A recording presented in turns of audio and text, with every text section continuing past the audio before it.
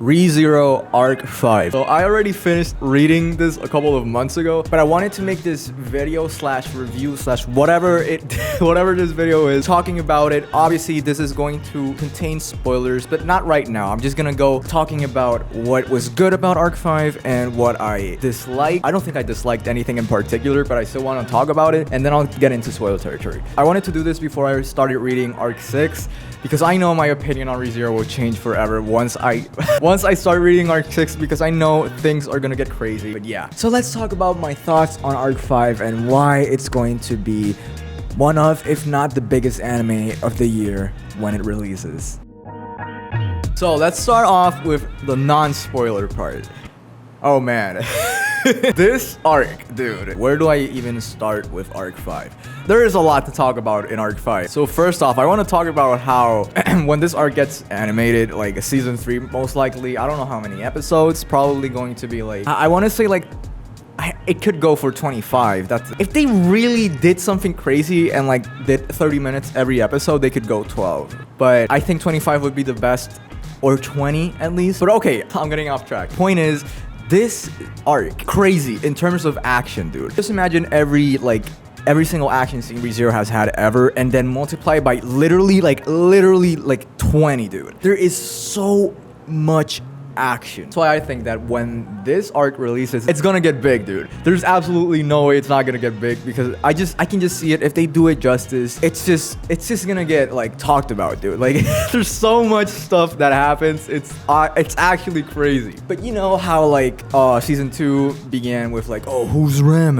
What's going on? Who's Rem? Lol. So that was like the build up to Arc 5, I guess. So it's like, oh, the conflict with Rem is still unsolved as of the end of season 4. Season 4? Arc 4, season 2. Stepping into Arc 5, you already have that in mind. What else can I say that's not spoiler? The interactions that Suru has with Beatrice, golden. They're absolutely amazing. The new characters that are introduced are really good. Every single character in ReZero is godlike. They really never miss on that. But like the new characters, especially the antagonists, they're crazy good. They're really good, dude. I'm not gonna be talking about it right now. I will be talking about it, but this is the spoiler-free segment. If you want to read it, or if you want to wait until season 3 pops up, you are spoiler-free. Oh, okay. Apart from Beatrice, Amelia, dude. After her character development, she's just incredible, man. Her vibe in like, it's just a novel, right? But just the way that Nagatsuki like portrays her through words, it's so different, dude. It's because of her development and stuff. It's great, man. Like, it's so good. Amelia is definitely like one of the best characters now. Again, there's a lot of action. I really can't. I guess I can just say that like every fight scene is great, and I didn't even see any visuals, dude. It was just like words, and it was my mind like, oh wow, I'm imagining this fight like this. Look, sword goes cuts through the body, guess what, I blocked it, or something like that. And I really hope that they adapt every single one, because there's a lot of fights. There's a lot of fights, dude. I don't know when season 3 is gonna like release. My prediction personally is 2024. Probably gonna get an announcement on 2023, probably like summer 2023 or maybe late 2023, and then 2024, boom, season 3. That's my prediction. They have to go crazy with the animation, man. This is gonna take time. I'm telling you guys, this isn't Arc 4 type stuff. Speaking of Arc 4, there are certain moments that are like pure like dialogue, and of course they're amazing, dude. One of my favorite chapters is literally just Subaru doing something, which I'm not gonna say because it's spoilers. Talking, that's all I'm gonna say. He's talking and it's great, it's amazing. So one last thing before I start getting into spoiler territory, the characters, finally, dude, we get to see like the knights again, the candidates again. By the knights I mean Reinhardt, Julius, candidates Anastasia, Priscilla, etc. We get to see the boy Felix again, bro. They're all relevant, like super relevant. On top of, you know, Garfield and Otto. They get really good moments. Both of them get good moments. That concludes the spoiler-free segment of this freaking video. So let's get right into the spoiler territory. I'm gonna give you 5 seconds. 5, 4, 3, 2, 1. Okay, so let's start off. this shit goes crazy when it freaking... Okay, I'll literally pop up the chapter right now. Chapter 19, Theater of Malice. It's when Sirius, is that how you say it? Sirius gets freaking introduced. It's such a good chapter, bro. Oh my god. Bro, I cannot imagine how they're gonna do that in like the anime. I don't know, man. The Archbishop of Wrath. You just think of that name and it's like, it gives you chills. And then you see, let's just get this out of the way. Every single Archbishop is like, they're freaking crazy. And I mean crazy, crazy, crazy, crazy, crazy OP. It's not even funny, dude. Where are they getting these crazy powers, bro? Reinhardt is the only good guy that has that's like crazy OP, but then it's like the Archbishops, like freaking Regulus, dude. Like we finally get to see his the freaking what's behind his power, bro. When I was reading through the chapters, I was like, what could his power be? I was really thinking about it, bro. I was literally sitting down thinking about it, like what could his power be? It just doesn't make any sense to me. How could he be so like broken? It just puts it into perspective. Like, you know, he goes against Reinhardt and like Regulus just like he's just like toying with him. Not really, it's like vice versa, because it's like Reinhardt's doing the toying. Regulus isn't taking any damage or anything. So it's like, what is going on? The way they revealed like what his power was and stuff, it's great. I love how Emilia, you know, was a very main focus with Regulus. Let's just talk about this real quick. Do you remember the scene where Regulus was like eyeing Emilia, bro? I was scared, bro, of what was going to happen when Emilia was in the room, you know? Dude, I was like, no way, but I was really scared. Honestly, it would have made Regulus such a, like, impacting. I mean, you hate Regulus already, dude. Like, when he talks, he's like, this dude is like so... I hate this guy. He's so freaking arrogant, dude. But it kind of makes sense because like it's behind Regulus's character. He's like, I don't like tainted women. I like them pure. Regulus is a really good character. By the way, the freaking backstory episode of freaking Regulus, dude. It's such a good chapter. There are bro, I don't know, man. Nagatsuki is on his thing, bro. I don't know what he's smoking, bro, but he's so good. When he goes into like the backstories, when he goes like into the deep stuff, the emotional, what's behind the psychology behind the characters, oh my god, it's so good. And what I'm talking about right now is Regulus's freaking chapter 59. I have a freaking Google Docs of every chapter that I'm like, oh wow, that's a really good chapter. You get to see him when he was little and stuff, and you see like the mentality he has. I really don't want to get too deep into it because it's gonna be really long. Every single Archbishop is a really good freaking character, dude. And okay, so Regulus, his thing with the heart, and when Regulus finally quote unquote died, I'm not sure if he died because his witch factor, right, went into Subaru. So it's like, what's going on? And I don't know what this is, but I've seen Subaru with white hair. You literally look, I think you could search up Subaru, literally him with white hair pops up. So the first thing that I think of is like, is Regulus taking control of him or something? I have no idea. Probably an Arc 6 thing, which is I really need to start reading. That's Regulus. Let's get into the freaking other Archbishop, which is freaking Sirius. I was already talking about Sirius, but I just apparently stopped. I think Sirius is a really interesting character just because of how similar she is to Beetlejuice, and obviously she has the Romani Conti at the end, like, okay, but it's not official. It's weird. She's a crazy freaking bitch, dude, and I love it. Again, all the Archbishops, all the antagonists are freaking godlike, dude. I don't know how they can be so good. If you thought Beetlejuice was a good character, literally every single Archbishop is that good, dude. I mean, Gluttony is still kind of a mystery. One Archbishop that we didn't get much information on, he's really broken, and there's like 3 of them. There's like freaking 3 of them. Yeah, there's really not much I can say about Gluttony. Just that, in my opinion, his authority is by far the worst one. The worst one in terms of like the most dangerous one. Like dying is one thing, but imagine never existing, dude. And I think Subaru says that at one point. Like I think this is like near the end when Julius, he gets his name eaten, but he has like, that's really weird, by the way. I'm really curious as to why Julius, out of all people, like maintained his consciousness. I love it. It's such a messed up, and I love how Gluttony was the one that was like, yeah, I totally won. I destroyed y'all, dude. You guys didn't even get close to beating me. It puts you into perspective into how strong he is and how impacting he is, dude. We already got the REM thing, but then it's like the Crush thing. By the way, Crush, I know I'm talking about like 1,000,000 miles per hour. There's just so much to talk about. I'm just saying, like, that poor girl, lmao, she's the best girl, right? I really like her. Really, she's really a best girl to me, dude. Like, you know, BEATRICE and lmao, that's cool, but poor girl, bro. She got her freaking memories eaten, and then freaking lust freaking does the thing. She's another freaking story, by the way. Poor Crush, dude. Like, she literally does not get a break. I want to see more of her. She's not gonna be relevant for a while. Crush without memories versus Crush with memories, they're really different characters for obvious reasons.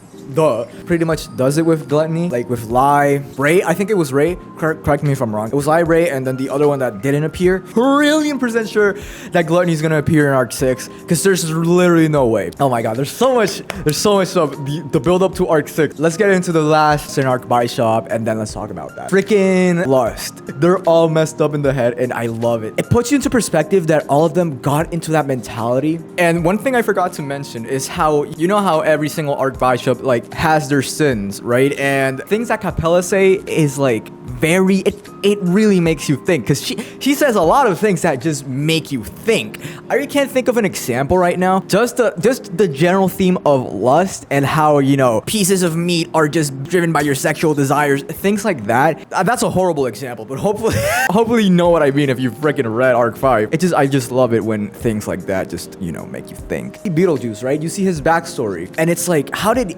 such a normal guy get that crazy? And then you see Regulus's backstory, his twisted mindset forming, like, you know, when his parents were giving him stuff or they were trying to help, but he was like, oh, is this an attack and stuff when he was a kid? It really puts you into perspective. But I think Lust is a very apart from being a shapeshifter, she's a dragon apparently. She can shapeshift other people and like infect them with like blood or something. She's freaking messed up.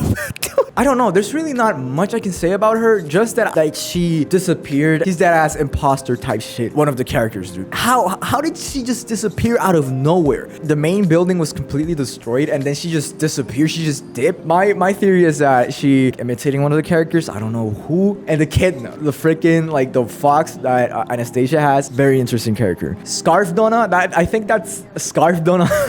I don't know if she actually has like a connection with Echidna. Is there anything that I'm missing about Lust? Her interaction with Al, that was really good when Al was like, yo, you're different from the other Arc Biceps I met. I don't know, bro. Let's talk about how sus Al is, dude. He's so sus. What is he?